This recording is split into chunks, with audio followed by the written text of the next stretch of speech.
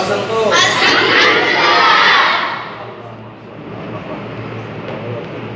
আপনার বর্ষার কোথায়? মসজিদের আদত কি? চুপ থাকা, ঠিক না? মসজিদে শ্রবণ করা যাবে না। মসজিদের আদব হলো চুপ থাকা, দিলে দিলে জিকির করা। সবসময় এই কথাটা আপনারা খেয়াল রাখবেন।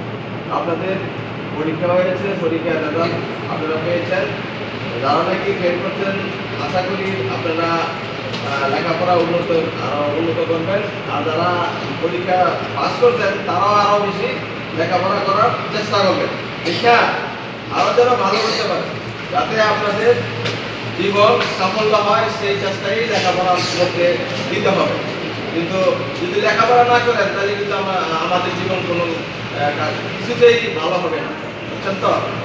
ঠিক আছে, বাড়িতে যারা লেখাপড়া করবেন এবং বড়দেরকে সম্মান করবেন, সালাম দিবেন, ছোটদেরকে স্নেহ করবেন এবং বাড়িতে মা বাবাকে সালাম দিবেন। হ্যাঁ, এই জিনিসগুলো যেন থাকে। আর আপনাদের যেটা নাকি বলছে হুজুরে যে নামাজ ৫ ওয়াক্ত নামাজ আপনারা পড়বেন, পড়ার পরে হুজুরকে সিগনেচার নিবেন, ঠিক আছে?